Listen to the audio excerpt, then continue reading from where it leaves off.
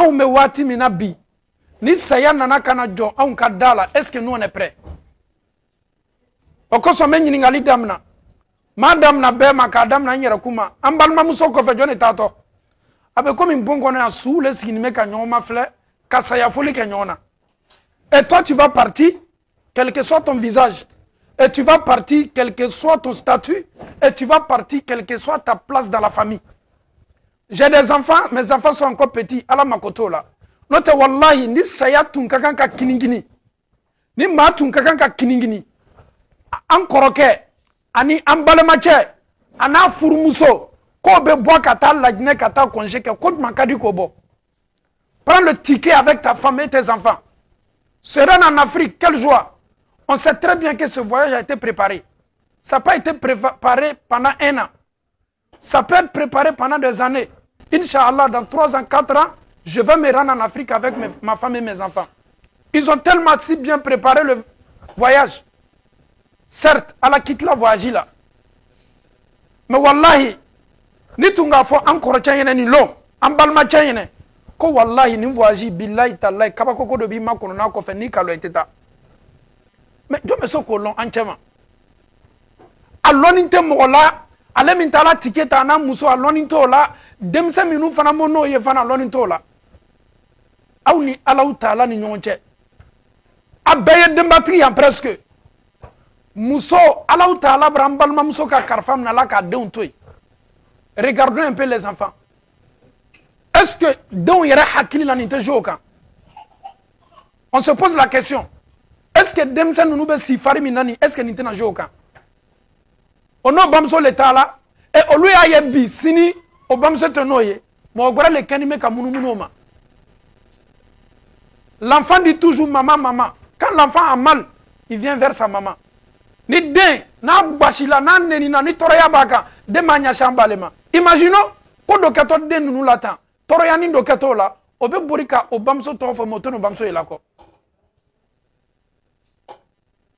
Kasoro bamso yere fana sayat ntaka miriala.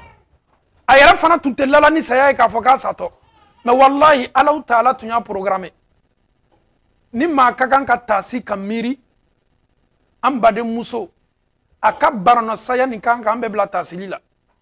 Saya ka kawandi libo, saya ka wajibi libo. Ebe si subunda la chogo mina cho adon ka foko mo gore fana sigitu ka subunda la chogo la. Abu Huraira radiyallahu anhu nonu slana barano saya nye na tume bon nyengena na bola nyengena seljita yoro leni na be bon nyengena ni bori ni teriya le bebo mo ko Abu Huraira ele be kanga bon nyengena ite bon nyengena dondoni kana seljita yoro ako ayi ni ka yenni ne be bon nyengena ka teriya ka bori kana seljita yoro meslan ko kelen pede ni mele ka kana na nennim na kasronte seljila na manya nimna ko o e ka kasron bara bon nyengena teriya la kana seljita yoro. Olu ko yere perenya bema parce que o ka lon ka fa ketole mais a keto ka damaden to situation ni condition mina ka sori pereninte illa beninte ni mele ka na kanalo ile adala. Ici tout le monde connaît le prophète Daoud beka nabima Daoudalo min denke a denke todi Suleiman ale le bloda londo kalo ala luchema ka lunanche do yala luchema lunanche na muso yokumana seila beba donc a fo chebe kanga keleya afana keleya la muya to eselanga luma ele jonye idola nya luma nya mama Dauda kumana mais wallahi lunanche ki mafa ayra ma ko keni mankai ako ele jonye lunanche kwa ma ko ne makote kanyere expliquer nye ne makote ka rendez-vous ta e luda bunda fo itesene balla doli ma bunda kono.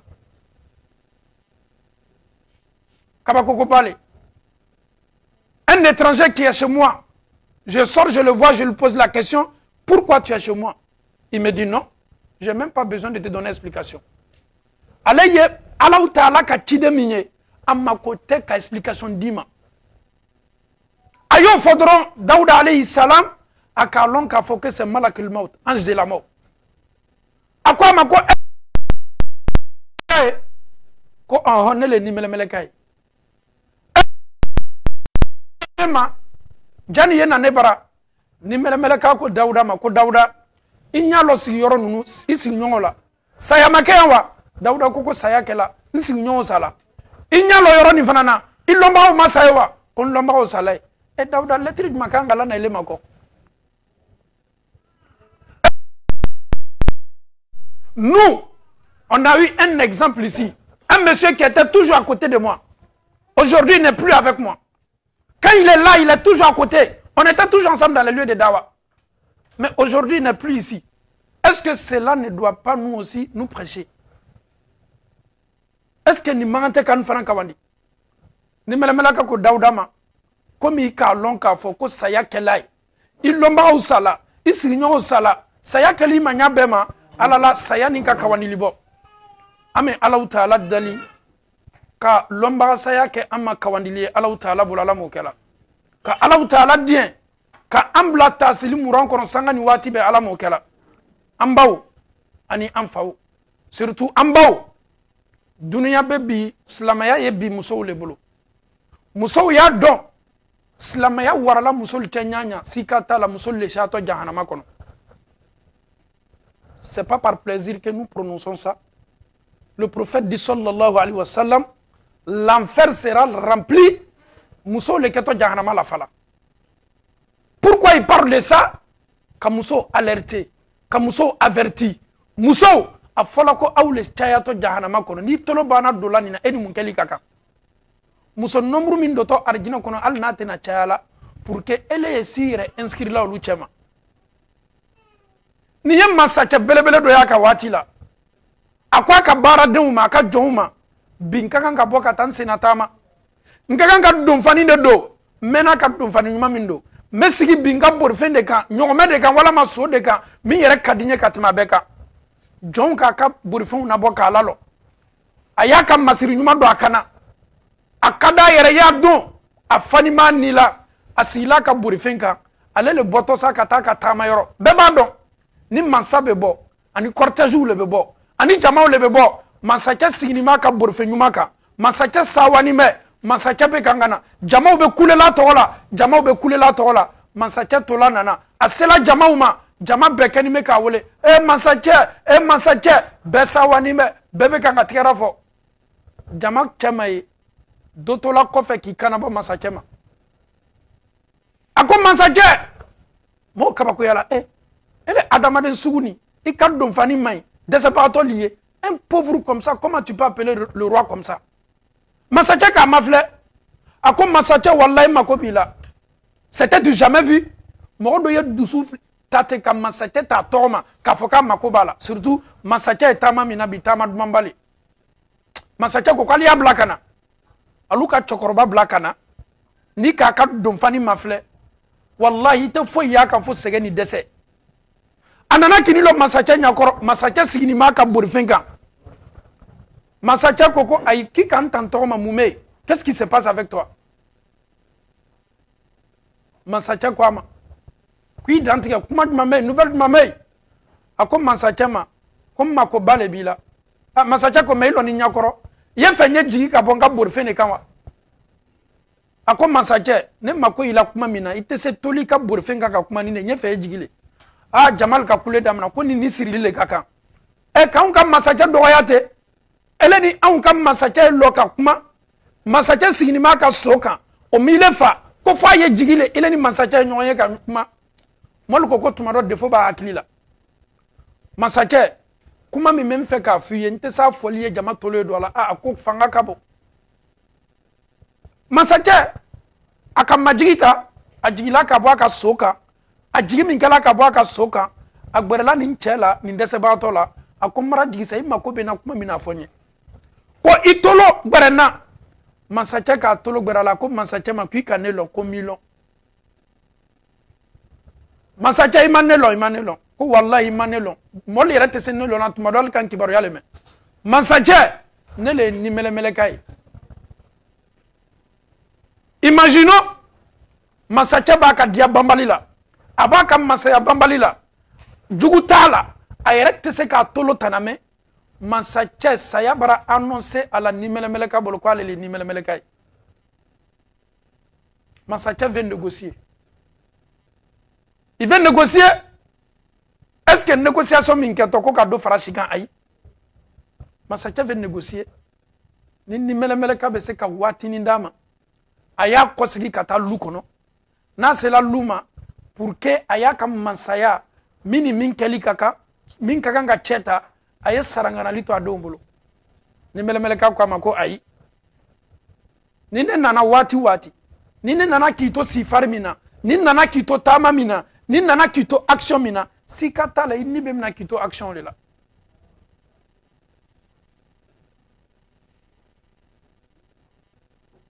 An baw il n'a même pas négocié. Négociation tɛ yen. A ni nana jamana kɔnɔden bɛ sen kan mansacɛ bɛnna bɛɛ ɲɛkɔrɔ ni ne ni mɛlɛmɛlɛka ka baara ye. Est-ce que waati ma se anw ma ten sa ka an yɛrɛ kun kawandi? Silamɛmusow bɛ ɲɔgɔn dan na bi kuranna kalan cogo ɲuman la ka se kuranna kalan na. Silamɛmusow bɛ ɲɔgɔn dan na bi hadisa kalan cogo ɲumanw la ni hadisa faamuyali la. Silamɛmusow bɛ ɲɔgɔn dan na bi kɔlɔnsegiw la yɔrɔw la. Silamɛmusow bɛ ɲɔgɔn dan na bi feretaniw ma dɛmɛ na. Silamɛmusow bɛ ɲɔgɔn ma dɛmɛ na bi ka nafolo fara ɲɔgɔn kan k'a lata yɔrɔw la yɔrɔ minnu n'a minɛn n'a domu ka kan. Mais hali sini dɔw fana kɛni bɛ ka ɲɛbɔ duniya fɛ. Hali sini duniya fana kɛni bɛ k'a kɛ dɔw ɲɛna k'a fɔ ala la tuɲa na nin fana ye ko kura y'an ɲɛkɔrɔ. Adamaden ni mɛnna suman kunna ni waati sela tuɲa na e ni min kɛli ka kan y'i bolo bɔ suman na k'i bolo la ko i ye hakili sɔrɔ fana ka fisa. N'o tɛ i bɛ to nin de la saya kɔni y'i kɔ sika t'a la wallahi i bɛ sa i sɔnna i bɛ sa i ma sɔn i bɛ sa saya fana bɛna kɛ. Mais yala mun de ka jugu adamaden ka ko la ni ko bɛɛ ye ko saya y'i le sɔrɔ ka sɔrɔ i le ni Alahu Taala man di. Yala an balimamuso min ni Alahu Taala y'a ka kalifa minɛ a la an bɛ Ala deli ka Ala yafa Ala m'o kɛra. Est-ce que aw b'a dɔn k'a fɔ k'a tɛmɛna su dɔ la a bɛ fɔ fɛn min ma ko su fɔlɔ? Awwalu laylatin fil qabr, ta première nuit dans ta tombe. An bamuso an balimamuso a tɛmɛna nin su fɔlɔ la. Elle fana ka su fɔlɔ ka kaburu ɲɛnamaya la a kɛtɔ di. Comment tu vas passer cette nuit là dans ta tombe? Avec ton lit de 2000 €, tu as tout laissé ça derrière toi. Regarde un peu ton salon avec le fauteuil que tu as tout laissé derrière toi. Elle est ka souffle ka kaburu ɲɛnamaya la. Ala kɛra ko sallallahu alayhi wa sallam i b'i toloma lɔ nin na kosɛbɛ parce que saya kɛtɔ le sika t'a la. I fana y'i yɛrɛ bila nin kɔnɔ k'a fɔ ko nin ye e fana ka su fɔlɔ ye. A ko ko adamaden waati min i ni bɛna bɔ i la k'i to i ɲɛsin kiyama ma adamaden sigini de bɛ to a bɛ to taamana le a bɛ to baro le la ani maaw le bɛ to ɲɔgɔn fɛ a bɛ to a diɲɛ ko dɔ le la k'a sɔrɔ mɛlɛkɛw bɛ kan ka n'a ma mɛlɛkɛw pɛrɛnnen bɛ ni Alahu Taala ka yamaruya ye ka jigin jigilikɛtɔ ale min kan ale yɛrɛ m'a dɔn k'a fɔ k'a ka kan ka sa waati.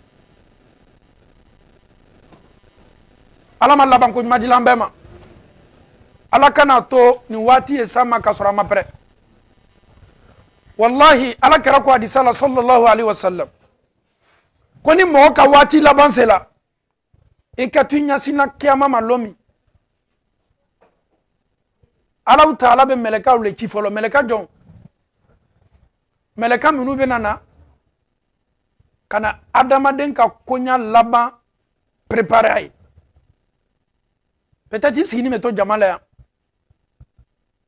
tuma dɔ ni ne le walama ile le mɛlɛkaw kɛni bɛ k'i ka dossier préparer mais ele yɛrɛ énergie b'i fari la i m'a dɔn ko kɛ t'i sɔrɔ la. Mɛlɛkaw bɛ taa Ala bara Ala b'o ci ko i taa arijinɛ kɔnɔ. N'o donna arijinɛ kɔnɔ Ala b'a fɔ ko aw ye kasange dɔ ta arijinɛ kɔnɔ ne Alahu Taala bɛna kasange nin kɛ ka fɛn de kasange fɛn min silanna ne Ala ɲɛ a sɔnna ne Ala ɲɛ a y'a to ne Alahu Taala ye. N'aw ye kasange ta arijinɛ kɔnɔ aw y'i jija aw ye arijinɛ parfum fana ta. Mɛlɛkaw bɛ kasange ta mɛlɛkaw bɛ ban fana ka arijinɛ fana parfum ta. N'o y'o ta ka sɔrɔ karama sira bɛ balontan na a sawani mɛ a b'a ka famuw cɛ ma a yɛrɛ n'a teriw bɛ kan ka taama ale ka dossier be kan ka préparer mais ale yɛrɛ tɛ foyi kalama parce que aw ɲɛna k'a fɔ ko saya tɔgɔmasɛrɛ le ye bana ye là ça n'a absolument rien à voir banabagatɔ joli la ni bɛ dɔgɔtɔrɔso la kɛnɛbagatɔ to la taamana ka bɛn u sen kan ka sa k'a sɔrɔ banabagatɔ bɛ dɔgɔtɔrɔso la ça n'a absolument rien à voir donc ele bɛ nin na tuma dɔ i bɛ banabagatɔ i ye dɔgɔtɔrɔso la walama i b'i sen kan walama i sigi ni min ka bon na mɛlɛkaw bɛ kan ka na olu bɛ nana ala ka mission de accompli ni mɛlɛkaw nana o bɛ sin ka sigi kɛrɛfɛ komi kɛra y'a fɔ cogo min ha nin waati la wallahi hali n'a sɔrɔ i sigilen bɛ jama la yan Allahu Taala bɛ sin ka sutara don hijabu don i ni ninnu bɛɛ cɛ mɛlɛkaw natɔ mɛlɛka minnu natɔ i kelen pe de b'o ye maa si t'a ye kasange b'o bolo parfum fana m'o bolo o bɛ na o b'i fo mais nin waati la ele ka waati laban de i ka dernier moment le tu ne peux rien faire encore c'est fini pour toi lorsque tu verras ces anges là ni ka mɛlɛka ninnu ye i b'a lɔn k'a fɔ ayi a banna a yɔrɔ la i tɛ se ka wuli ka bori i tɛ se ka kuma ni mɔgɔ ye mɛlɛkaw nana o sigini bɛ nin ye yan tu ne peux plus faire ça tu seras dans l'incapacité même de parler parce que ta langue ne pourra plus prononcer ça mɛlɛkaw o nana o y'i bisimila o sigini b'i kɛrɛfɛ hali i sigini bɛ salle la tuma dɔ i ni mɛlɛka dɔ bɛ conversation na ni Alahu Taala k'i kɛ i safɛ ɲɛ mɛlɛkaw b'a f'i ma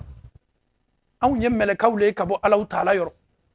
ala ye anw de ci ka na i ma a kalifa min ni ala tun y'a du la min ye nin ye ala mako sela a ka kalifa ma ala kɛtɔ a ka kalifa minɛ n'i la mais d'abord mɛlɛka ninnu yɛrɛ yeli ɲa ele yɛrɛ bɛ sawa parce que Alahu Taala ko kuranɛ senimanba kɔnɔ inna alladhina qalu rabbuna Allah thumma istaqamu tatanazzalu alayhimul malaika ko mɔgɔ minnu ko anw tigi ye ala ye anw tɛ taa soma fɛ ye anw tɛ to yan ka mori wele anw tɛ anw kungoya y'a fɔ mori ye fɛn sirinin tɛ anw cɛ ma anw ma sɔn nin si ma sɛbɛ ko ganna an y'a la ala kun ka dugawu ɲini silamɛw fɛ ayi moricɛ belebele dɔ bɛ mali la a bɛ Côte d'Ivoire a bɛ Laginɛ a bɛ Sénégal anw ko k'an ma mori lɔn anw ka mori ye Alahu Taala de ye Alahu Taala ko maa minnu ye nin kuma fɔ k'a fɔ t'o bolo bon na fɛn t'o bolo bon na o b'o jigi sɛmɛ fɛn min kan Alahu Taala ko summa istaqamu o banna ka tilen o ka ɲɛnamaya la n'olu bɛ sa ale ala yɛrɛ ka layiru t'aw ye tatanazzalu alayhimul malaika Alahu Taala ko mɛlɛkaw bɛ jigi jigi mɛlɛkaw bɛ jigi jigi nin yɔrɔnin na mɛlɛka kelen tɛ mɛlɛka fila tɛ mɛlɛka saba tɛ i ni mɛlɛkaw le kɛni bɛ ka ɲɔgɔn lamini komi jama kɛni bɛ k'an lamini ɲami mɛlɛkaw b'a f'i ye ko anw bɛɛ nana ka bɔ Alahu Taala ka yamaruya de la ala de ye anw ci ka na ko kana sigi n'i ye i ka waati laban na pour partager ce moment avec toi parce que c'est un moment très difficile dans la vie i ka ɲɛnamaya laban de i ka duniyalatigɛ laban de mɔgɔw b'i welela i tɔgɔ la i ni maaw ka ɲɔgɔn ye laban de maaw t'i ni yela kɔ o laban de ye bi ye kabini Alahu Taala y'i dan i bɔra i ba kɔnɔ ka na ɲɛnamaya la i ni maaw tun bɛ activité kɛ a bɛɛ ka laban de ye bi ye o kosɔn anw mɛlɛkaw bɛ na ka na sigi n'i ye mɛlɛkaw b'a f'i ma silanya b'i fari la tuma dɔ i fari bɛ kan ka yɛrɛ mɛlɛkaw b'a fɔ k'i kana silan ala ko k'a f'i ye silanya y'o b'i dusukun na i kana silan i bɛ silan mun ye tun y'ale silanni bɛ est ce que i bɛna don arijinɛ kɔnɔ wa mɛlɛkaw b'a f'i ye ko Alahu Taala ko k'i kana jɔrɔ i kana silan jɔrɔ foyi k'i ni minɛ billahi ni nin fɔla ne ni e ma ka an to ka sɔrɔ an ni ma minɛ fɔlɔ ma nouvelle ye dugukolo ko ka nouvelle min ka di adamaden kabini Alahu Taala y'i dan i sɔrɔla i ba bolo fo ka taa se nin lɔ ma i ma nouvelle ɲuman ɲɔgɔn mɛn c'est le meilleur des résultats. Tu as eu ton bac, tu as été premier, BPC, tu as été premier, licence, tu as été premier, doctorat, mention excellent. Mais wallahi billahi tallahi, la bonne nouvelle, mignon te agnon madan, mais le cas où il y a fini ni yoroni na ko Allahu Taala ko, ikana sla, ikana joro, mais le cas où ba foko wab shiru qui est sawa. Tu peux être premier dans la vie, mais bedo jahannama kono, na faj mankela la. Tu peux être dernier dans la vie, le plus pauvre. Ils n'ont pas le volonté, mais ils s'attendent, mais les cas où ils nouvelle mal la cima. Mais les cas où ils ont qui kana joro, ils kana sla, ils yere la sawa ala koko ka fiye, quoi qu'un ime ka nyesi nyuma blenye arjine. Ah adamaden l'anime ni la yorola. Asigime ni sigi yorola. Mo koko bana jugu yala. Mo be kanga kashi. Anyeta na hospitalini na, anyata katana Maroc, anyeta na Europe, anyeta na Amerique. kasoro mami me kene nin kan wati la ale sawani me abaraka destination lo akalo atato yoromi ale yere be na tabe presse sayala ni wati lela adama de men kono nafli kalla idha balagat at-taraq kalla idha balagat at-taraq wa qila man raq wa zanna annahu al-firaq ale parlon ka foka satole sika fo itala waltaffat as-saq bis-saq ni wati bila ni meleka mana folo de meleka dole nana folo kana terrain préparé kasange bobolo illa sawala muna ni sodiya min foli na fanga kabo ni yoronina même si tu demandes à Allah subhanahu wa ta'ala de t'ajuger seulement 2 secondes sur ta vie c'est impossible ala karamo tu me kuma minu fo ni ne tolo tu te fait ka mais ala me fait wati ni di andoron pour que vraiment nye seigneur barela Allah ta'ala la wati bana ale be tola ni meleka fanana ka groupe benana meleka do sigini me ni kasange ni parfum ye groupe do fana menana ni action bale adama den ka wati la me adama do nyina ni mako o ko son Allah ta'ala ko qur'ana kono wattaqu yawman turja'una fihi ila Allah thumma tuwaffa kullu nafsin ma kasabat wa hum la yuzlamun anversi na ubesla alanye au yesla alanye kabeni loma de alanye anyesla Allah ta'ala nya kabeni loma anyesla Allah ta'ala nya komi ambade muso tala chomi am fawbolo farafina ka takabobona katana kabursola wataku yawman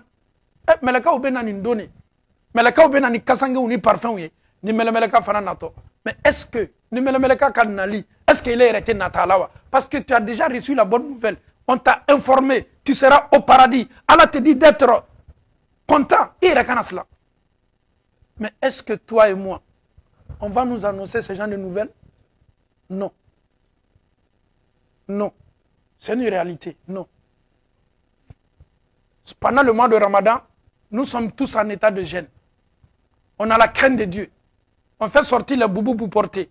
On ne porte plus les mèches parce qu'on sait très bien que c'est le mois de Ramadan. Alhamdulillah. Parce que tu sais très bien que le mois de Ramadan, Allah subhanahu wa ta'ala, il est beaucoup proche de ceux qui gênent. Donc, à cause de ça, je porte mon boubou. À cause de ça, mes perruques, tout ce qui concerne les mèches, je ne porte plus. Mais lorsque le Ramadan finit, on commence à organiser encore. Mais tu oublies qu'un jour, tu seras couché là-bas aussi.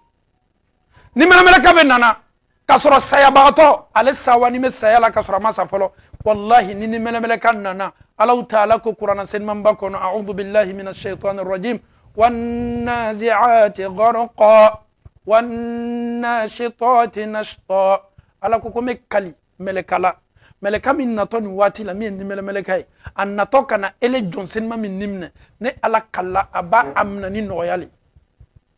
ni meleka itato muso min nimna nani ne alaka jonsen male de meleka ko ni nya kata fo ye kwa kana sila kana joro ni meleka ni fana ma nimna ya nimna ni noya de ya amna donin kabla kamna donin kabla karama baradamna wallahi ka Allah ta'ala bunya ika alaka dan la tanga isona alaye kodo tume atunga di niye ala tuntafe isela ki yere kele ki ni kele kaboni mbela Allah ta'ala ko meleka uma ni meleka ne ala ba nyini fe ne alaka jonsen manete an ni bonno ya buluma e lisi mi mabula ba kalama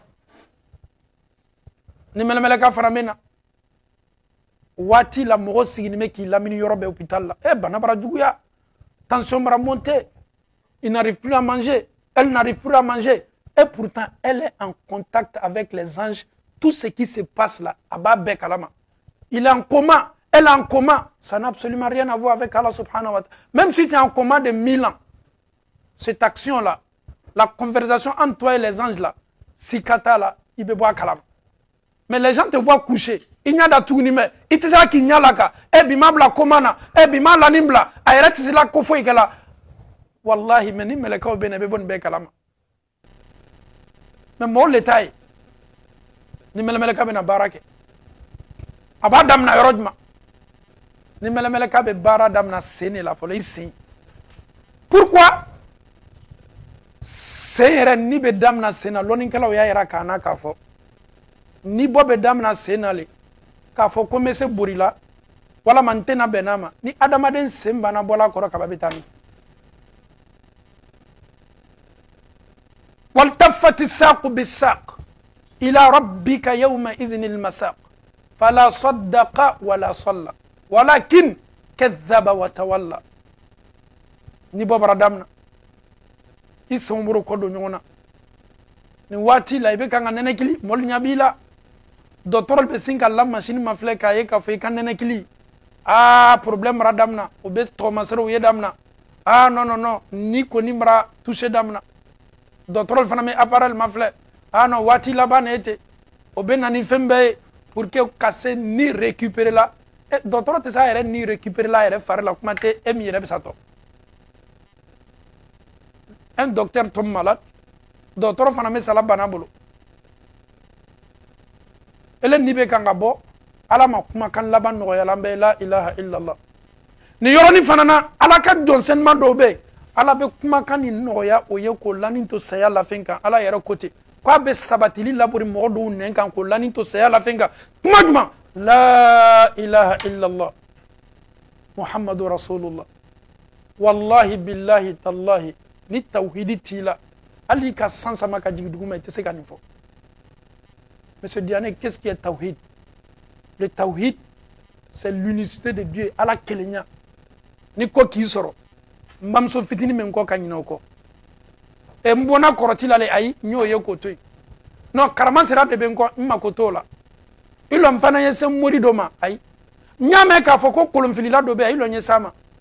nyame ka foko buguri la do be a chengela la do be lo nyesama ha kono na fili lete e ko ki lani me buguri la nana na tuba bula beta azil le demander kolum filila nana na tuba bula beta azil le demander mo me flali ka jila nana na tuba bula beta azil le demander adamade yere be si tala chogodi kono na fili bonda kono kati yere biri i adamade nyokoro men nin kacha muso le kundala ayere amesi san fola farafina mushriku ni flanga fo chawle tume kolon fili ma wallahi tubabula antolo yere fanan dola la ka fo ko muso be kala kolon fili lay tunyale ni shetana dola adamade na abete me muso le fe eni Allah taala che kolombe ebomuna flali jila be ebomuna tanke ninu nubi donina alnika sansa maka diki lani to saya la fenka la ilaha illallah fo sitato ni be sa fola abe fo mi makot tawhidu nunu ma Allah taala kafo masagberela nunu ma masafo ifara Allah taala ka nunu tula Allah taala ko o tula alaka kelenya ko la jarabili gbela min tumi laboro ka o madien ka la jarabili ni fale ni fem fo yefo Allah taala ka kelenya muso au sona mbalakaw au maso be bardo chaw beta karamo sola de muso ka karamo sola tale ka boni be ayre bardo me karamo sola tate tanaye itolo do ala ana bulu kala makobolila ala be se ya falima nimbara il faut même plus penser à ça. Pense que tu seras seul dans ta tombe. Ton marabout là, il va mourir aussi comme tu vas mourir. Le marabout là ne peut rien contre la volonté de Dieu. Le marabout là, ton argent que tu gagnes ici chaque fin du mois là, c'est ce que ton marabout attend pour se nourrir avec. Il ne peut pas te rendre riche. Il est là seulement t'escroquer. Ah, j'ai fait ce rêve là. Non, tu dois faire ce sacrifice. Tout ça là c'est faux. Oui, à la baie.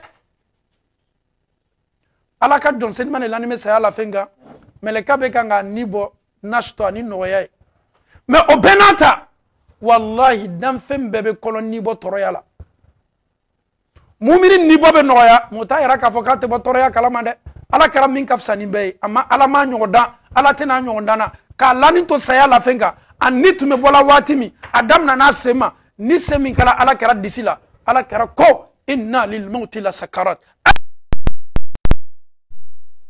mogote dugukolo ko ka mogo min kan ni bobe noya katma ala karataka sallallahu alaihi ala kira ko inna lil mauti la sakarat wallahi ja ko belebelele abeni fola watimi washijibe kanga watena afaribe kalayala inna lil mauti la sakarat ayi kungorota ka sanfle ka Allah taala wale aya yere karfa Allah taala la rafiqul aala ni ala kɛra ka ni bɔ n'a ye dimi sɔrɔ a la si ka t'a la e yɛrɛ bɛ dimi sɔrɔ a la hali n'a fɔla ko muminu ta de bɛ bɔ ni nɔgɔya ye ni i ni banna bɔ la tuma dɔ ni dɔw bɛ ni bɛ bɔ waati min na ɲa bɛ to ni bɔ la fo ɲa bɛ filɛli kɛ e bɛna su dɔw la ni sɔrɔ a ɲa la ka nin bɛ tɔgɔmasɛrɛ jugu tɛ dɛ ale tola ni bɔ le ma filɛ la fo a ɲa la ka nin to la ni sela ye waati ye sin ka i bolo susa a ɲa la k'a ɲa datugu ko le daminɛ na ni ale ka duniya banna nin yɔrɔnin na ale ni bɔla fari la a bara kɛ foroko le ye an kɔrɔ ten il ne peut rien faire encore la seule solution qui va venir maintenant Myriam min bɛna n'an bɛɛ la o de ye comment on peut se débarrasser de la personne rapidement mɔgɔ min ka san 20 kɛ n'i ye i n'a bɛ adamadenya la mɔgɔ min n'i ye san 30 kɛ a bɛ adamadenya la o le ka kalifa min nana la sisan Myriam min bɛna nin bɛɛ kɔfɛ a su bɛ don lɛri jumɛn mɔgɔ bɛ weleli daminɛ su dɔ bɛ kɛ waati jumɛn subhanallah même ta chambre ton enfant va plus accepter que tu restes dans ta chambre ton mari il va dire non ma femme est déjà morte il faut l'enterrer il va commencer à appeler ceux qui s'occupent de ça elle koni bola nchama le boy elle tabe nyanyini ne sa ebe bo dunya ni kono chogo mina kata dugukolo koro nyanyini ni me kolema wala nu be damna placité wa cimetière la placité biwa an yere be pressé parce que sunna la ka pressé sudo le ko nyuma bay elle le boto anchemate elle le tato loninkela bado ko koni wati nyona la kuma bale ete de koni sube ta wati mina katana ko yoro ay loninkela ni ka kuma la mede kiba ya fola miriala ala ne le desela bi ka nyere ko mawle keto ne ko la bi place la ne tunde die maw yi nyalo mfarika mais mo gbara le nyala tane farika bi na tala katala na e ko yoro alla to branka minka jiboto aka iba ya fola jimi bona nekani est-ce que jini me benema wala ma te benema est-ce que kalamante wa est-ce que sumaninta ko juwa mais data kun kan sifo abeta domin ka bwa ka so kono katana e kaburuso la ni yoroni na karamo ko kiba kame ne yen shiba bara kela ka so mina benja ne ere tato ka bole chemani ne yen siba demba yala sigimina muso nana ne sababula don soro la ne sababula ne de tunye dutigi bi ne boto ni lu yere chema ka to olu yere bol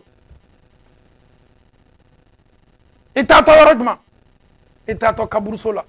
kera ko sallallahu alaihi wasallam ni adamaden tala isaninko katani e kaburuso la kaburu be sogi o sikatala ambalakaw ni ka adamaden ye a melekeni ma ka kasangela atala ka bwa ka basan na ka olanda na ka waktu na ka sanu chema aka sanu na ka waktu ba ka placard kono adiana fon ayere ka do commanda tumo lu do folo samara do commande la bolo atumo lu yera do folo e do yera tume tayre so la farafina lu yera tuma se an folo mais alele tatoni katana ya ka kaburu nyana mayala amelekeni me fanina fani kasangedo asongo kano ni fani sugube amakala poshitala e foitala alakolo abe melekeni fani ne chema okosom bonya yere bonda kono slamaya yere bonda kono min kay min fola ode mami kakan ka suta mi musoye ayeke adenye wala ma furucheye wala ma balemaye muna ka muso ni bonya kada ka fani me muso ma fani foita akoro amelekeni me kasange doronela atato kanana e kaburu sola kaburu bara segi aketo laji la kaburu kono sise wallahi ni ka chawye peresela kaburu sogina dobe peluta doba fona tonne mele bara sege on est tellement pressé au cimetière et c'est tout à fait normal ni chado ka peluta chaw signi me albe manyininga chado li rebe kele ke re pelu no fe no ele ka chamanke atone fana me dotate donc ele min sula ni me pressé keto le ki su ka kan ka do sise amata kaburu sola folo ni su bana laji la chenga be laji su kan watimi billahi tallahi fan yere ba nyini mo fe anya ke dondoni ame kaburu solo la ni do ka pelu na le ba foka tabla aba kena fanga aba kena fanga do fana mena mna non e ya kainte do fana mena mna la c'est tellement rapide chenga be kala jigika me jani chenga la jigika kaburu be sogite kaburu kono la akera fe fitini ne be boy wodo le be boy elele tatosa kila ifangelenga ila tu ifangele minka na soro ameseli ka nyasi nyane ibela ikini bolo leka ni ne mbolo droitier ibela côté droitier leka ki nyasi koroma c'est-à-dire e fari i kono ni disi o koleni meya i kofana o koleni meya al ni jengela dingala ameta bogo uleta bogo morceau ni hir morceau uleta kabla dinga kono pour ne pas que ye bouger. Wallahi c'est comme ça on enterre. Ça dit pour ne même pas qu'il y ait flotté ka wokono pour que i jani e toy i ye tote i kana bouger. Bokuru le betata kabakuru ne betata dobe blai ton kerefe dobe blai ko kerefe dobe blai sen kerefe ni yere magala ila wati on sait que soute se yere la ko ni nimbara bana ani munkeli le kaka ok comme il a la dinga kono chenga koni tena sela lali kan folo amese ka biriku ni yiruta ka ofana fenzen ika pour que ni chenga e laji ilika i fari ni chenga kana contacter direct soro ha do bana kala larim na teriya baradamna awye chenga laji pelu bedo chenga la dabaw bedo chenga la ay laji la do yera perseni me wallahi alo te pelu makono oluba cheno bolo ele ka laji kan et surtout bitubabula machine le be chenga kala mo kan sise machine mununa be fo mako caterpillar e ka tani pelu ye ka laji kan o ka sumo machine danya fla sabana ya do ala doron ka taka kika ay kaburu be sinka fa chengela chenge toni le be laji la damadenka fonyo do yoro tei e ala abola ka sonyuma kono abola furucha kerefe abola furumuso kerefe abola deun kerefe de bola mansaw kerefe den ke to ayere la wala ma cheke to wala ma muso ke to ayere la nyana maya kurale la ni dibi bambali nyana maya chenge laji lika mau ma boy folo do bila yani mogo yo ko sigija Allah taala kelime ka akam meleka o préparer meleka munu be nanani niye ka du farila Allah taala ko minha khalaqnakum wa fiha nu'idukum wa minha nukhrijukum taratan ukhra minha khalaqnakum ala ko kwa ka an fa damadan an be bola chemina an fa damadan ka bo bogolela wa fiha nu'idukum ala ko ka be banka an nasigi ko bogolela ni ko ni sala ibe segi ko bogola ibe na nyana ma gbere dam nay mo bo ko segi wati mina choko beta lukono kabursola ala taala be ni la segi farla yorola itolo be mo mankame itolo be duwa labame itolo be mo se mankame mais ibe kule ka sege mati kule kame ibe wole ni ka sege awna na ne lala yanka neto ya mo fo itolo tila mo bo ka mamlu magwana telephone be bo rendez-vous munumbe bebi ka rendez-vous ta ndo yere be o baka téléphone pied la ele koni lala du ko aujourd'hui kaburu sola adama do joni me sudo wati aka téléphone mabula be kanga pied akela jona akeli yere la lui il est venu seulement pour t'enterrer. Ton problème c'est ton problème, lui ce n'est plus son problème. Nous sommes des musulmans, il a fait son droit, il s'est déplacé, il est venu chez vous à la maison, il t'a accompagné au cimetière, pour lui c'est fini. Le reste c'est avec toi ikele ne kango nyanako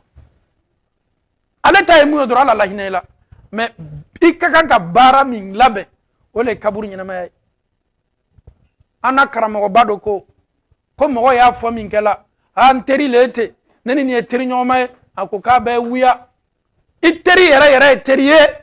teri mi metoni ka kaburu nyana may la oli ka bara nyuma ala man kala bara nyuma kala ika saraka oli teri ika seli oli terie ika sun oli terie ika ladoli ko nyuma oli terie note adamadiya teria ay obebansi ka fo itala yerabe adamadiya teria mina ayre chaman bazen me hypocrite les je te vois je ris mais je sais que je t'aime pas mais je suis obligé de le faire avec parce que nous sommes ensemble iteri yere ole ka bara nyuma mi mena tonier ka kaburu kono imma ko ti balalo ima ko ti fala don ima ko ti furu ɲɔgɔnna don ima ko ti dena don ima ko be ko kelen pe mina n'a b'i ma dɛmɛ k'i bɔ ɲanasuma banbali la k'i ka kaburu nɔrɔya i kɔrɔ k'i ka kaburu k'i ma i ka arijinɛ so fɔlɔ o ni i ka baara ɲuman ye bɔnɔ tɛ fɛn min na su dɔ la bɛɛ y'i kɔsegi ka so kɔnɔ mɔgɔ k'i kɔsegi ka na subonda la mɔgɔ nana ka na duwawu labanw kɛ bɛɛ ka taa dɔ la i fɛ yen wallahi ni yɔrɔnin na mɔgɔ bɛ ɲina daminɛ i kɔ mɔgɔ bɛ ɲina daminɛ i kɔ ele kɔni lanin bɛ mɛlɛkaw nanin bɛ mɛlɛkaw bɛ ɲininkali la anw siginin bɛ subonda la an bɛ dumuni na a bɔra kaburu sɔrɔ a ye na dumuni kɛ mɔgɔ siginin bɛ ka dumuni kɛ o yɛrɛ nile yɛrɛ kɔ kɔngɔ b'o bɛɛ la a tɛ mɔgɔ foyi empêcher ka mɔgɔ bali dumuni ma on va manger mais tu as été déjà enterré hein? On est là nous sommes de retour on est en train de manger kinu malo bɛ di farinu bɛ di i bɛ mɔgɔ ye dumuni kɛ la i b'i kali k'a fɔ k'an yɛrɛ ma bɔ subonda la an balakaw nin tɛ yɛlɛ koko ye dɛ nin ye ko de ye réalité le ye ten ni nin de banna bɛɛ fana bɛ t'i ka so kɔnɔ k'a sɔrɔ e min su dɔ la sisan ele ka su fɔlɔ bɛ na daminɛ kaburu bɛ n'i bisi wallahi kaburu bɛ n'i bisi kira ko ni maa tun bɛ se ka tila sallallahu alaihi wasallam kaburuli ka bisili la Allahu Taala ka jɔnsɛnnimanba dɔ bɛ yen ko Saïd ibn Muaz ale sa min kɛla Ala ka arisu yɛrɛ yɛrɛ la a ka limaniya kosɔn ko o yɛrɛ tɛna talala kaburu ka bisili la kuma tɛ ele ma ya Allah est-ce que ne ni e pɛrɛni bɛ ka kaburu ka bisili ma filɛ wa est-ce que an pɛrɛni bɛ kaburu bɛ na an pɛrɛse min kɛ est-ce que ne ni e fari bɛ kun a la wa kaburu lajɛ kɛ dugukolo don ye ko bɛɛ k'a sanfɛ yi diyanen ko bɛɛ k'a sanfɛ dugukolo ma kuma i fɛ a ma foyi f'i fɛ i k'i sagona ko kɛ i ka tɔɲɔliw kɛ i ye maaw tɔɲɔ i ye miiriya jugu ta maaw ma ele danni bɛ kaburu kɔnɔ bi a dɔn k'a fɔ ko kaburu fana b'a ta sara dɛ kɛmɛ ta di nu to dan i bɛ juru don cogo min a bɛ sɛrɛla o cogo de la ala kɛra ko sallallahu alaihi wasallam mɛlɛkaw jigitɔ kana ma ɲininkali kɛ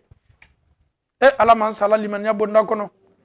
i satɔ i lasa wala k'i bɛ don arijinɛ kɔnɔ mɛlɛka minnu fana natɔ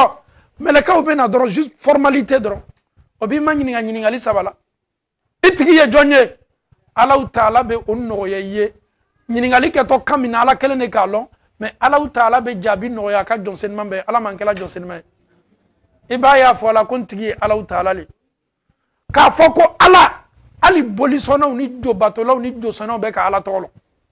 mais wallahi ni ma ɲininkali ka kaburu ɲɛnamaya la k'a sɔrɔ i sala k'a sɔrɔ ni Allahu Taala man di kuma tɛ gbɛlɛya i ka ɲɛnamaya la ka kuma min fɔ k'a fɔ dɔrɔn ko ala i tɛ se ɲasi ma i miiriya yɛrɛ t'a ye kuma tɛ ko k'a fɔ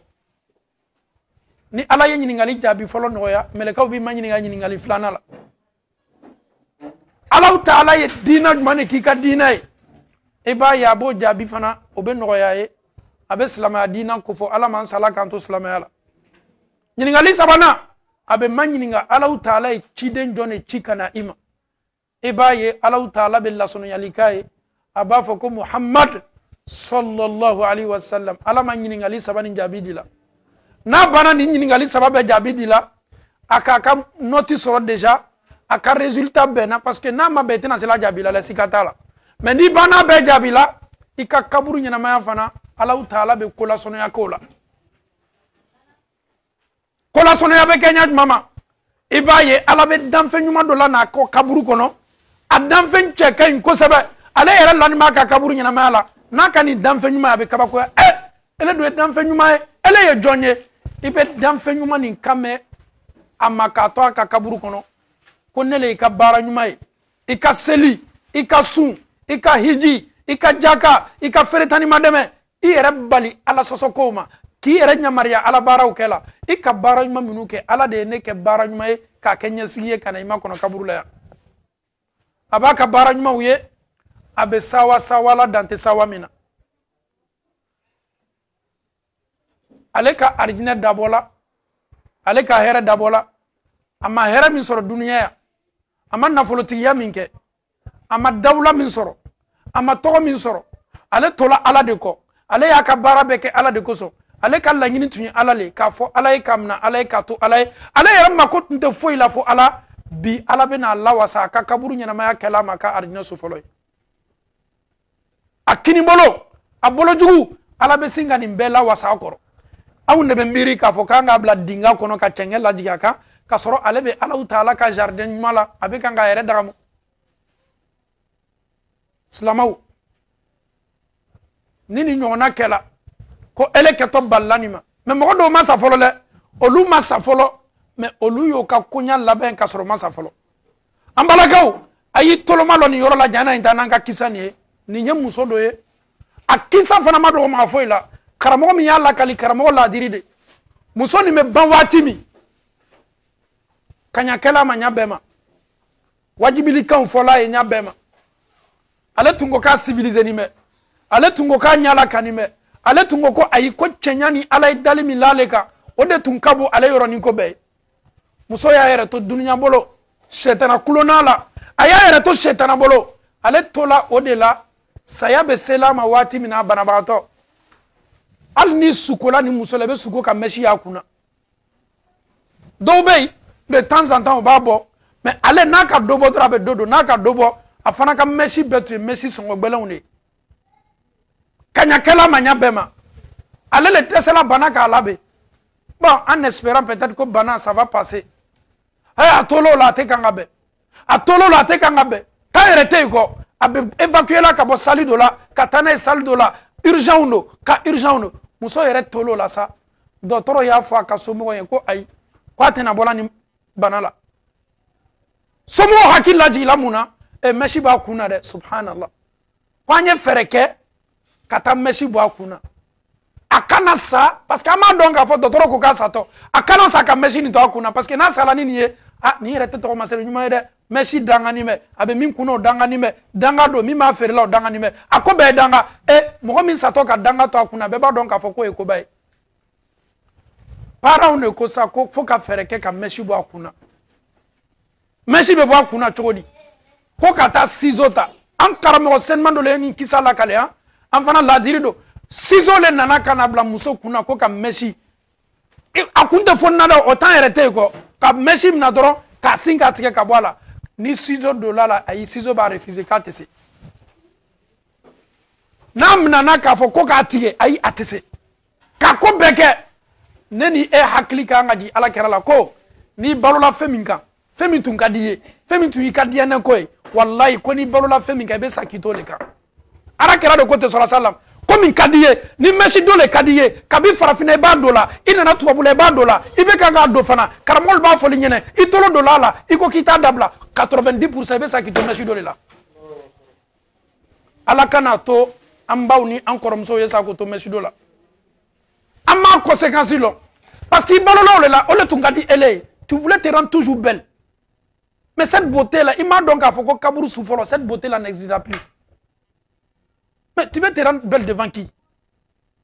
Dis-toi qu'après cette vie-là, il y a une vie qui nous attend, sayate, koroyate. C'est la beauté totale que Allah va te donner. Tu te rends belle pourquoi? À l'âge de 18 ans, tu étais belle. Tu es marié, tu as 25 ans aujourd'hui. Tu as 2 enfants, 4 enfants, tu ne peux plus être comme 18 ans. Ça, c'est impossible. Même si ton mari te dit non, ma femme, tu es belle, ce n'est pas vrai. Aïe, il te brotine, bana, bana, peu. Tu forces tout. Ni makale la inyashika ki rebla sunguria bonda kono ebeta ka ti nya bolo sama ka inya da briller. Tu forces mais tu ne peux plus. Daba donao ado beteta sintia udo ka funu nyonga tembal mamso tete sungure ni te sunguriye ko te sunguriye e dem fla den saba soro be ka nga sindi dema nyena ka fo be to sunguriya la ko wa ai obe ke ko kelembe no le arjine Allah Ta'ala koko arjino kono muso ni yo ye wati ni kodolo no furu che wati ibi kalika foko kabini Allah Ta'ala be ayo dan ka foko mado ni cheche ko ikanime ka tolo ka bote minani ça n'a pas de sens ni balola koko ka ebe sakito le ka famu ye kobeke kobe sizota ka atige ka meshi bwa kuna ayi amabede no na ko suku bete mumeke anya ko ke sutrala amase bena aye sani chola na fana mesa mo mi na to suko la anya nyina fe ni saya bana kala jana ita sudo anya na kana ko ma baraban sala anya na kana foni ga bala awni Allah Ta'ala che ala ma diɲɛ fɛn min ye bɔ a kunna k'a sɔrɔ a ni ma bɔ fɔlɔ a ni bɔla ka fɛnw tɛ a la ala de bɛna diɲɛ k'a fɔ ko o sanni k'aw ɲɛna ka na mɛsi foni ka bɔ a kunna a bɛ to Alahu Taala ta le ma dɛ a tɛ to aw ka plan ma a tɛ to aw ka miiriya ma a tɛ to aw ka ko ɲɛlinya ma ni muso tola ten fɛɛrɛkɛla ko ka fɛn bɔ a kunna ɲamase sɔrɔla a ma sukola nana a y'o bila ka na k'aw ɲɛna fɔlɔ k'a bɔ a kunna janni ye o ye fɛɛrɛ bɛɛ kɛ o tɛ se la n'a bɛ taa an bɛ mun kɛ an tɛ diɲɛ tɛ sa k'an balimamuso nin to ten ale ye taa ka kaburu ɲɛnamaya la ten a tola tologɛlɛya kɔ mɔgɔ si tɛ Alahu Taala dali nin ko sugu in ka maa sɔrɔ danfɛn foyi dafanin tɛ dɛ mais maaw b'o yɛrɛ gbɛrɛ Alahu Taala le la waati bɛɛ mais ala ka waati waati dan duniya le bɛ na ale ɲɛkɔrɔ duniya le ka d'ale ale b'a yɛrɛ di duniya le ma muso tɔw minnu kɛlen bɛ k'o yɛrɛ di ala ma k'o yɛrɛ gbɛrɛ ala la ka seliw kɛ ka sunw don ka baara ɲumanw kɛ ka sutaraw ta ale tun b'olu yɛlɛ k'a fɔ ko ayi ne sungurunin kɛnɛkɛnɛ n ye n yɛrɛ bila hijabu la n balimamuso bi m'i bɔ sungurunin kɛnɛkɛnɛya la depuis i bɛ kɔɲɔbɔ na lon min i bɔra kɔɲɔbɔ na bila i kunna k'a fɔ i tɛ sunguru kɛnɛkɛnɛnin ye kɔ o banna pewu sunguru kɛnɛkɛnɛniya bɛ to so min kɔnɔ le arijinɛ dɔrɔn pe yen o kosɔn Alahu Taala kuranna fani bɛ arijinɛ kɔnɔ musow mankutu la o ɲakisɛw o ɲalayeliw ala b'o fɔ mun na alu minnu bɔtɔ yan ka don arijinɛ kɔnɔ aw valeur ka bon n'olu fana ye n'an bɛ siran Alahu Taala ɲɛ an ye siran Alahu Taala ɲɛ ni nin saya ma an wajibi saya foyi tɛ na an si wajibi la an bɛ Alahu Taala dali ka ala yafa an bamuso ma ala m'o kɛ la ka ala yafa ma ala m'o kɛ la ka gbɛnkunna k'a ma ala m'o kɛ la fili bɛ bɛɛ sɔrɔ fili minnu k'a sɔrɔ a ka ɲɛnamaya la ka ala yafa ma ala m'o kɛ la a ye ko o ko kɛ ni ko bɛnta tɛ an bɛ Alahu Taala dali ka ala yafa ma ala m'o kɛ la a ye baara ɲuman minnu k'a ka ɲɛnamaya la k'a bɔ a ka baara ɲumanw nu ma ala m'o kɛ la saya bɛɛ ye kinikini saya le a banna ka denmisɛn minnu to yen an bɛ Alahu Taala dali ka ala kɛ denw tabaga ye ala m'o kɛ la a furucɛ seniman siginin bɛ yan saya kɔfɛ a tɛ se fɔla tuguni mun na parce que ni saya banna kɛla ka ban furu wulila ka bɔ cɛ ni muso cɛ subhanallah an bɛ duwawu kɛ ala kana ɲa haramun don a n'a furucɛ ni ɲɔgɔn cɛ arijinɛ kɔnɔ ala kana ɲa haramun don ni ɲɔgɔn cɛ saya a ka gɛlɛn surtout ka sa k'i to sunguruya walama kamereya la on se dit que alhamdulillah temps bɛ waati bɛɛ an bɛna yɛlɛma an bɛna changer wallahi ala kɛra sallallahu alaihi wasallam Umar bin al-Khattab dencɛ Abdullah bin Umar ala kɛra ko a ma londo ibn Umar kun fi dunya ka'annaka gharibun aw abiru sabil mais ladilikan min d'i ma i kana duniya nin kɛ k'a fɔ k'i tɛna bɔ a la dɛ ye kɛ duniya kɔnɔ yan komi lonna lonna ye maa ye i nana lonnaya le la et puis i ka senkɔya kɛ kɔfɛ i bɛ taa a bila i kunna k'i mana to kama yan dɛ kira ko nin kameleni ma ko nin funankɛni ma parce que a b'a dɔn k'a fɔ duniya ka di denmisɛnw ye kojuguya a ko Abdullah ibn Umar kɛ duniya kɔnɔ komi lonna walama maa min lɔnni bɛ sila fan kelen fɛ a bɛ na sila traverser ka taa côté dɔw la i kana bila i kunna k'a fɔ ko so nin to tɔ mɔgɔw kɔnna anw ye Belgique sigi la o kɔnna anw ye Anvers sigi la ni ka anw ma ɲininka a bɛ anw kɔnɔ k'a fɔ ko ummatu walama anw ka jamakuru de ye Anvers fondé la 30 ans passé farafinw kɔnna anw ɲɛ yan anw fana waatinin don i b'a ye k'a fɔ londo fana anw fana ta kɛtɔ histoire le mɔgɔw kɛtɔ a la kala il y avait une communauté ici les Guinéens les Ivoiriens les Maliens an bɛɛ farani tun bɛ ɲɔgɔn kan ka badenya min lajɛ dɛ ah ok an y'a mɛn k'a fɔ ko communauté de tun bɛ yan don dɔ natɔ communauté o fana bantɔ le Umaru dencɛ kelenw fana a ka ala kɛra ka conseil mɛn ale yɛrɛ fana ko di idha asbahta fala tantaziru masa ni ala ka sɔgɔmadala d'i ma i jija bi sɔgɔma i ka kan ka changement kɛ i ka kan ka baara ɲuman kɛ i jija k'a bɛɛ kɛ kana fɔ i bɛ wurafɛ yɔrɔ makɔnɔna n'i tola wurafɛ yɔrɔ makɔnɔna n'i sala a bɛ komi hiji je suis pas encore prêt pour aller à la Mecque je suis pas encore prêt je suis encore jeune peut-être après avoir fait tous mes enfants après 5 ans après 5 enfants après ni ne calcul bɛ an na ele yɛrɛ bɛ kan ka duniyalatigɛ calcul ni programme ta ka sɔrɔ duniyalatigɛ tɛ ele bolo masa min k'i dan i ka emploi du temps b'o le bolo masa min k'i dan télécommande b'o le bolo masa min k'i dan a bɛ ban ɲami ma l'heure n'a seconde o bɛ ale Alahu Taala le bolo e kɛlen bɛ k'i kun sauver mun na n'an bɛ yɛlɛma an ye yɛlɛma na me changer anye changer na me amboloke alala nya amboloke alala saya na bana kala kaba maube kiningini ni duwa uke me kunya laba njonta ole mami bana saka sorani Allah taala kadi kira ko sallallahu alaihi wasallam koni kafiri bana laji la ka kaburula ni melakaw ya manyininga itigi ye jonye ala kira yere le kule la folo hadisa la kiba ya ba fo ha la adri amanyininga la le doron qui est ton seigneur itigi ye jonye nyiningali mina fola ye ibi kali kabini Allah taala ya da amadiri ka kuma su nyona me ka fodoro ko ala ay atese abe kule ha la adri ele mi tigilo masami kida masami yera no fe inana du golo ko kanka bato e ko kimolo ha meleka obe gbasili damna obi gbasini marto minye ko ni ya marto la di du golo ko ka adama do ni jina ko beye jala ka korota ko te sa koro est ce que be kun ela wa abe ko min neni e ko nanya sosomna anyanka dunya marto te ka gbati dunya sosoku imaginons ele fana me meleka obolo ni chola obi manyini ka dinala hala adri malo obi manyini nga ala kera la sallallahu alaihi wasallam donc il la bebe chamin to fala danfon ka so vraiment sallallahu alaihi wasallam itena cela jabila balo damnana c'est fini pour toi tu as gâché ta vie tu as gâché ton avenir quand on parle de l'avenir on parle du paradis ou l'enfer et c'est fini pour toi aucune personne ne pourra t'aider encore c'est fini alama ala ya falama alama arjina dilama slama minuma sutra ta foloka ala diyan kalimanya do maka sutra tali sono ala mo kala sutra min fana meta ka ta ala yara ko son ala mo kala ka tani limanya tali ala mo kala ka tani ala nya saraya tali ala mo kala slama ya bara minuni an desani me ka ke ame ala taala dali ka bara no ya anye ala mo kala ame ala taala dali nan bola yankata an bolo do koko la ka keni limanya kaliye ka keni sabatili kaliye ala mo kala ka andiya ala taala ala mo kala ka an fotaw nan ketaw dia ala mo kala an balma muso min bana ani awde tume sigila tuma do takela fe tuma do afana tabe do fe ama nyini islama befe mo min ka julu tunga kala afuruta sigini meya ayse afuruta ma ka déclarer kadaka al nasro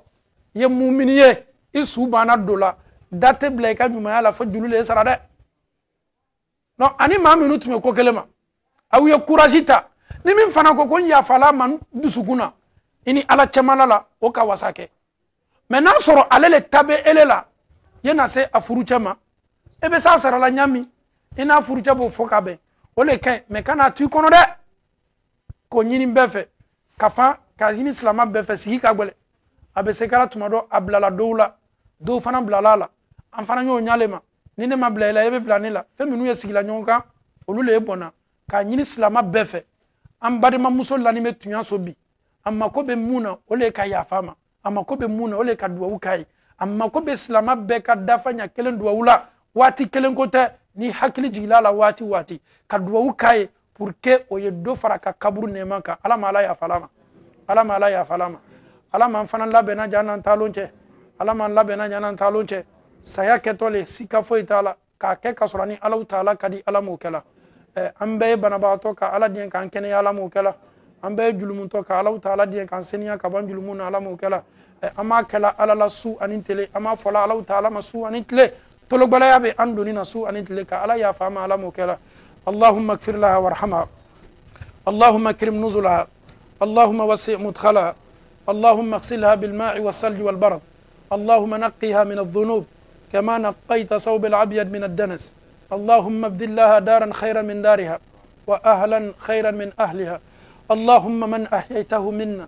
فاحييه على الاسلام ومن توفيته منا فتوفاه على الايمان اللهم نور قبرها اللهم نور قبرها اللهم نور قبرها اللهم اجعل قبرها روضة من رياض الجنة برحمتك يا أرحم الراحمين اللهم ثبت لسانها عند سؤال منكر ونكير اللهم ثبت لسانها عند سؤال منكر ونكير برحمتك يا أرحم الراحمين اللهم اغفر لجميع أموات المسلمين والمسلمات الذين شهدوا لك بالوحدانية ولنبيك برسالة وماتوا على ذلك اللهم اغفر لهم وارحمهم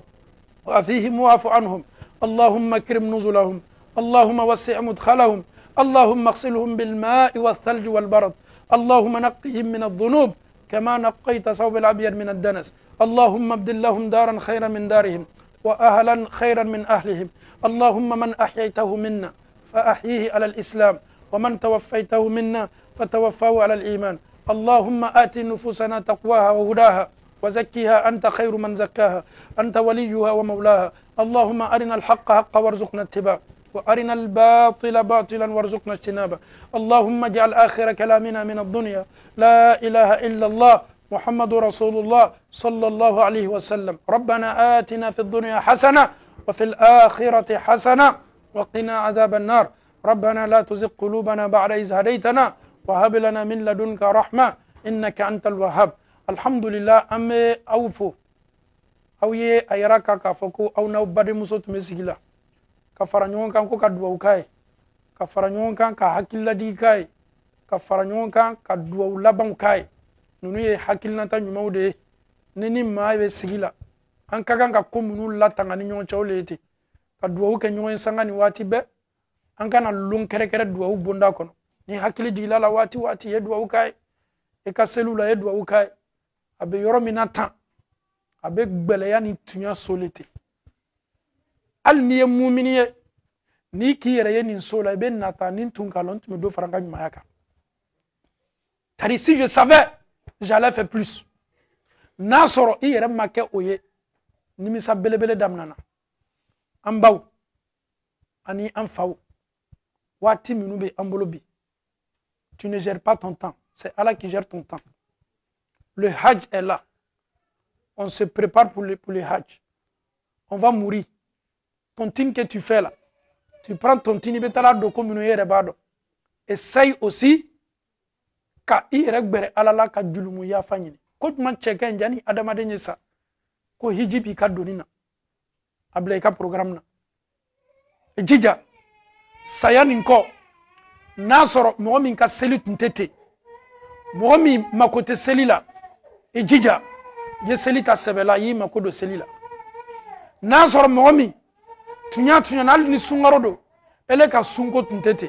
sungaro bana sunjulu munubi leta salala jija sayani ye kima kawani libaye jija muso minu ni fango nyoya bo no chauche ijija sayani nkoso ya donka fo ko mese sala ko min kebe se sala muso minu no fanaka furu kalama ijija ye bena du ka furu la sayabe ko beba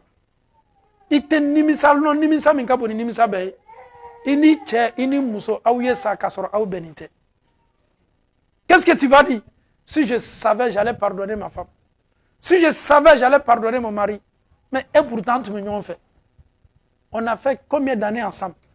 Chacun est resté dans son côté. Betola Dusuko, Kasor Saya est feigné, avec ton Adamadenka, avec Bara Adamadena, avec ta Kasor Haklital. Tchadjol baby, no Muso, Saya Beso, ma Wati Minula, Ayarabeke Kasor Dobe ou Datken Minona. Mais Nimbete se voilà Subundala, Nimbete se voilà Jamaouyene. Il est là, il sait très bien qu'entre lui et Dieu, amuso be sawala ma chebe sawatimi wallahi alikuma yere ndoni yonche quel gâchis muna orgueil aya kenela ijole mais ye musole nyale beni ka droit ni ka hakele furu kono chaw kanga muso hakela tanga muso ka kanga chaw hakela tanga mais muso ya lon ka foko au bola amba minula munu ma hakenyini oni o ka chokorba uche ambaw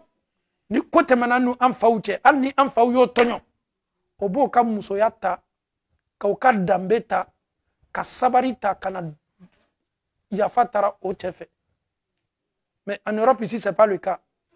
Ni kodoninkela je vais mettre ton bagage dehors. Ni kodoninkela tu vas plus rentrer ici, je vais fermer la porte. Furu nafado furu barakado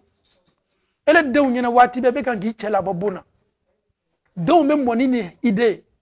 ma maman est en train de chercher toujours mon papa de la maison. Elle est fananina ou muso yaye. Muso siginime ni kelengele na beka furu la problème. Le prophète sallallahu alayhi wa sallam même aka furu la bembalia do tumana muso che. Mariage te du koloko kani fongo nyoyate. Mais anya njija ka ke muso yanga furu kono. Muso kenime bi ka ke chawyo ka furu kono. Muso be sigi bi ka furusa ko fo tolo na ala yere talo n'a tɛna bɛn an ye furu sa billahi tallahi i ma furu lɔ i m'a dɔn fɛn min ye furu ye fɛn min nɔfɛ silamɛw bɛna sigi famuw bɛna sigi alimamuw bɛ sigi démarches de ka kan ka kɛ jani furu ye siri ko lakolon t'o ye dɛ ɲɔgɔn ye baliya bɛ se nana ne min bɛ kumana nin n ko n y'a fɔ sisan ko ala kɛra yɛrɛ ka so kɔnɔ bɛnbaliya bɛ ne yɛrɛ fana ni musow cɛ fɔnkɔɲɔgɔnya bɛ na an bɛɛ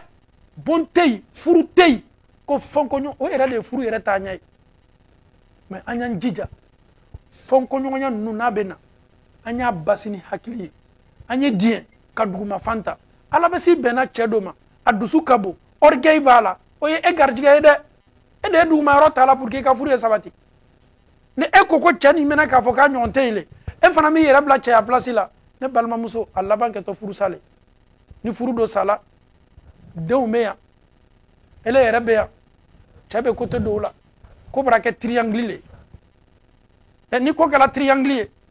denw ka avenir problème do denw bɛ to yila na denw bɛ to problème na donc an y'an jija bɛnbaliya ɲɔgɔn ɲayebaliya ɲɔgɔn faamubaliya an y'an jija ka se a basila ni hakili ye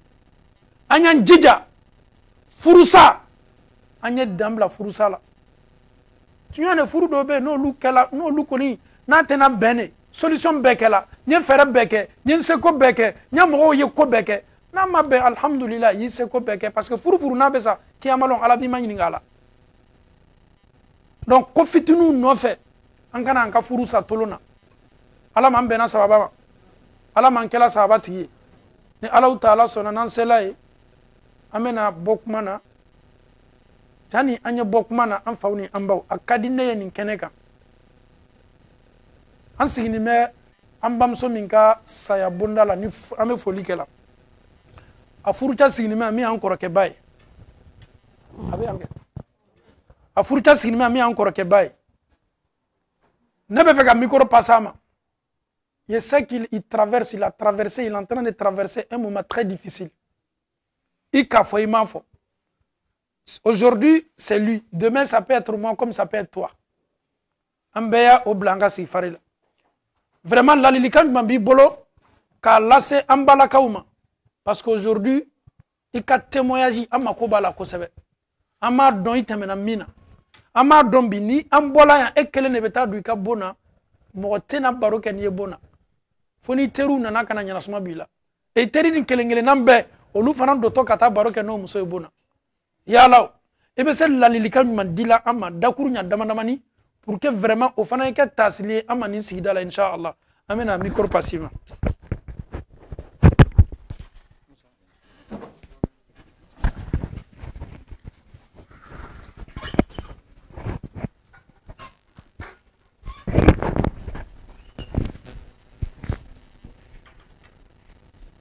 Assalamu alaikum ta'ala wa barakatuh. Antilla herero alaman sira herero. Donc mra kawandili kame imam bana fola nyame kawadi kawandili koro. Saya brake. Ni muso ya avion tala lumina kawala gine.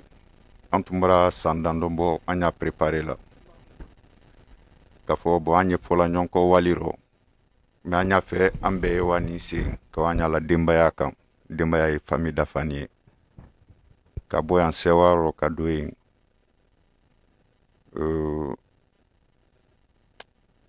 a émotion a ɲɛfɔli gwɛlɛma n bolo ten donc ka se yen sewaro ko an y'a la denbayali kan han ka ban ka retour voyage dati fɛnɛ sigida minɛ ne tun kan ka bɔ le 6 août n ko ni nara alu di bɔ le 13 n da nin dennin kunbɛn n ye bɔla yen ka se yan fana karifa minɛ la n y'a fɔ ɲɛna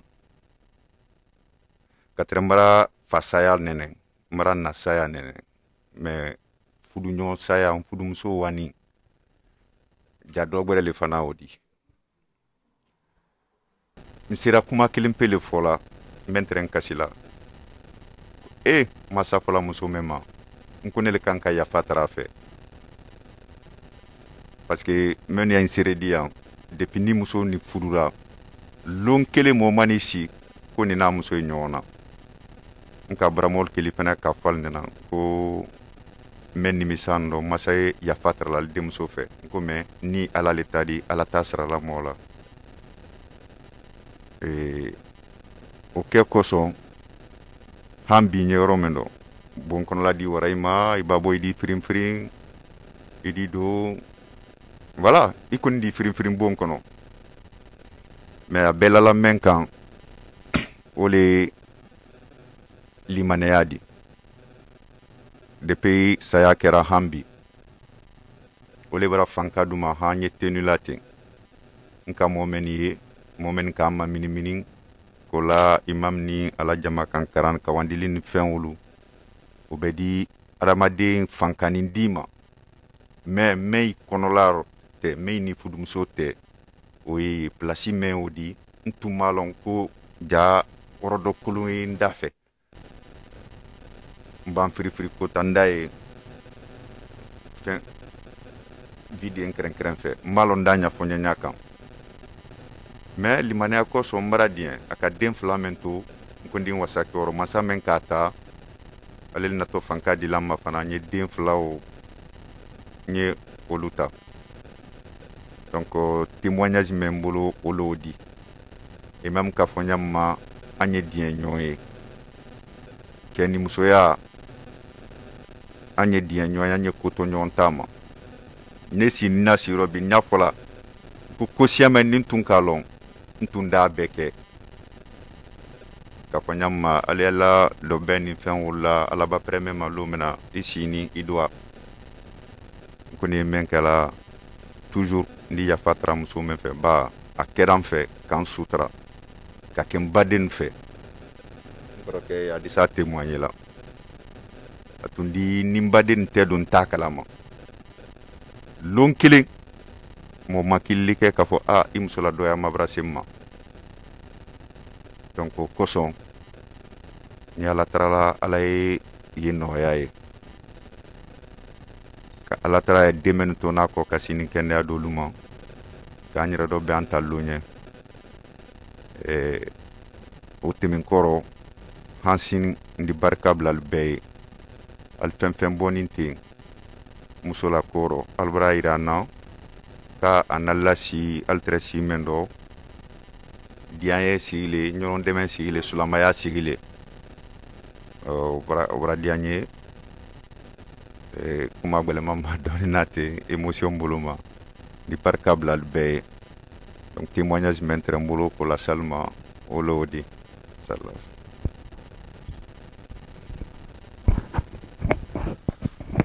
أعوذ بالله من الشيطان الرجيم بسم الله الرحمن الرحيم البرا ndoke kuma kame donc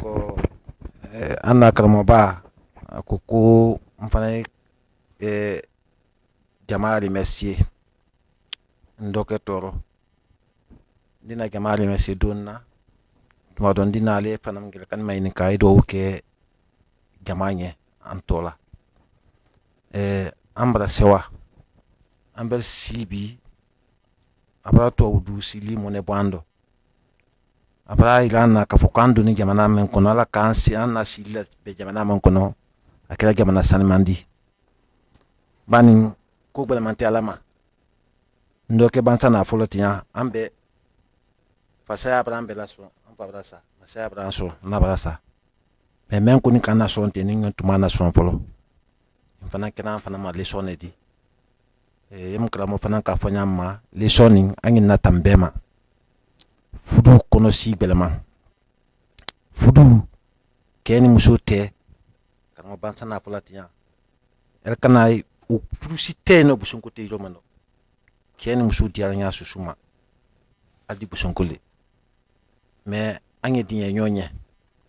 an kelu ya lon ka fo ko musulti anna jondi an fana dinya kudul ma musulnye même sul fana kan ka dumina kata mikelu ka yum karamo ka fanyama kela place ile kedi kela place ya fo musul fana ila le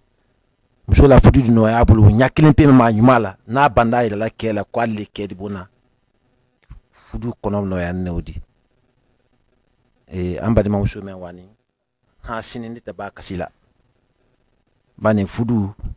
ndoni neti mais de muso ni muso doni ne parce que muso dion muso doni ne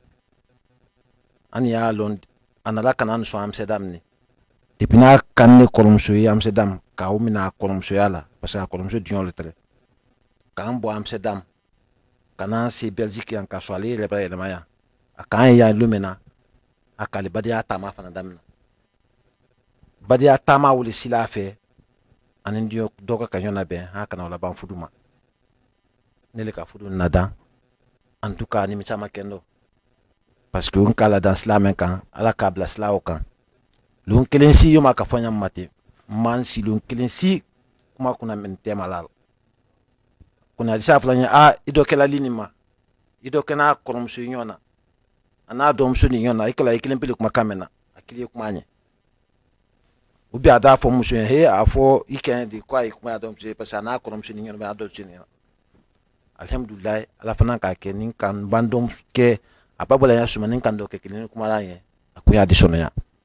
donc muso nin ka bara nyuma menke apara nyuma do lodi amangi nan ko de akamina no moyala kamina bilala parce que di mo mina ni moyala me bia wati basi du ila donc wati basi ko la tro ila wati bela donc ni serai kamo ke kunin da fu ngena ye do wuke ye nana komolu yalufu fulila dante fuli mena parce que les groupes mena tient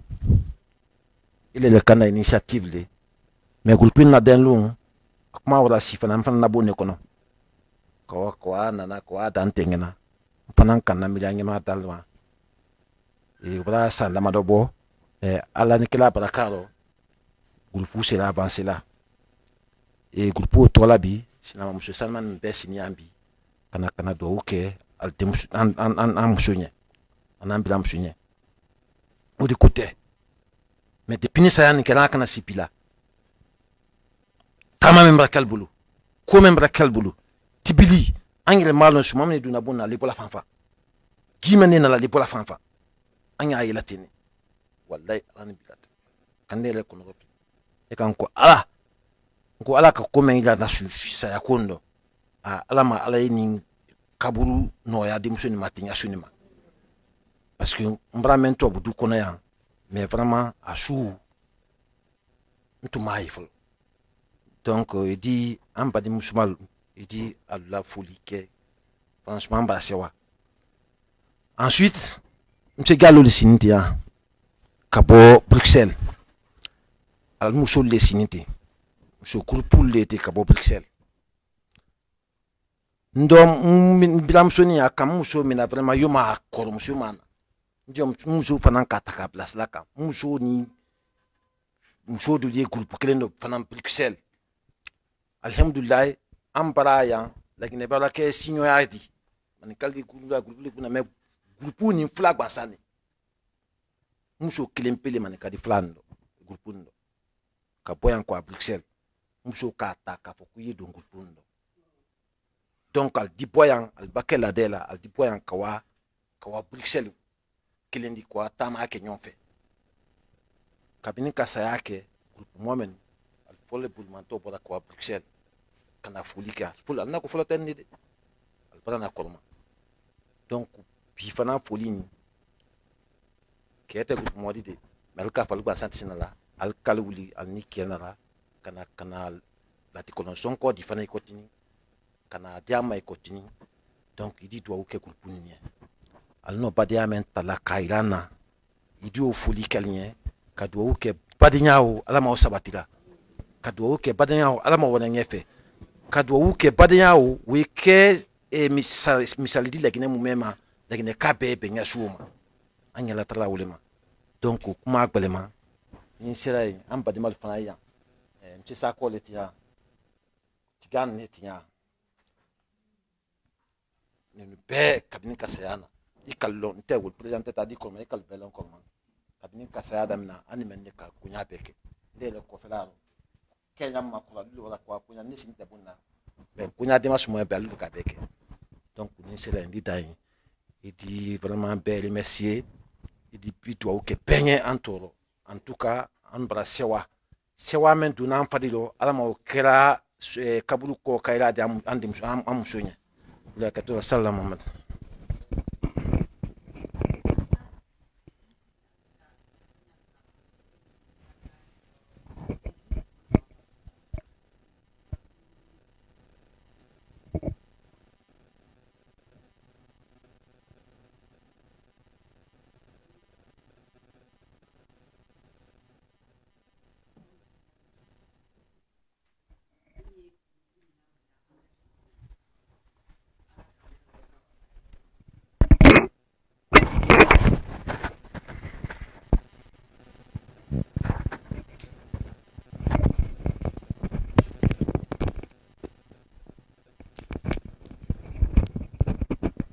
Anye buruku na wula envers l'homme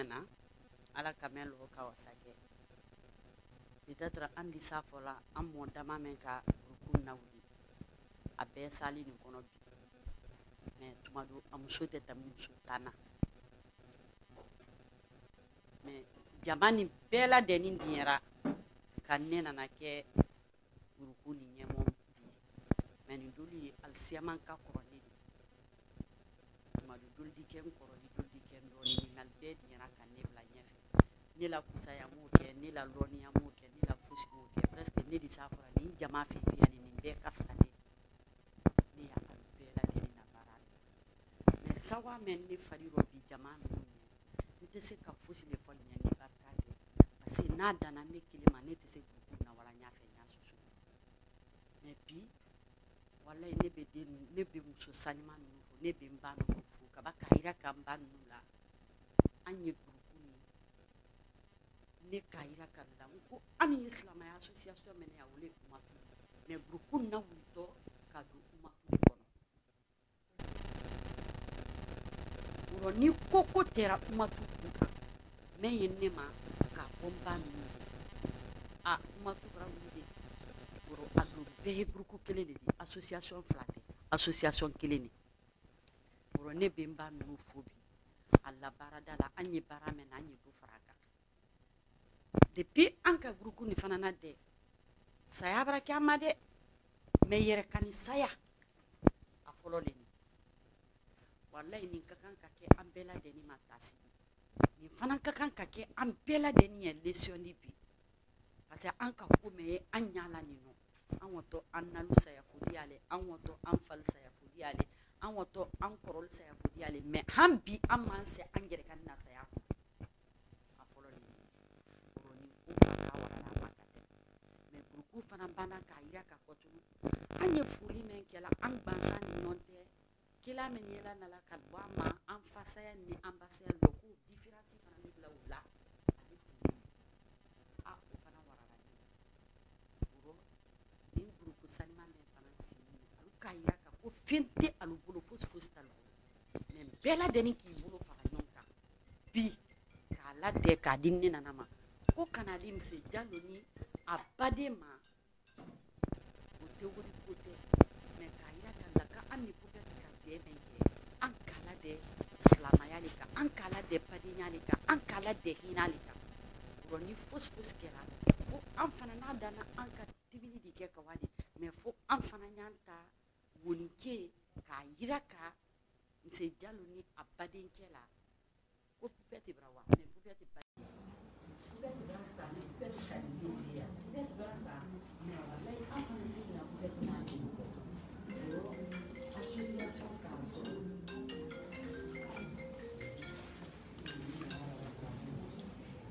ni kasa ni ka ni jalo aya abaden ma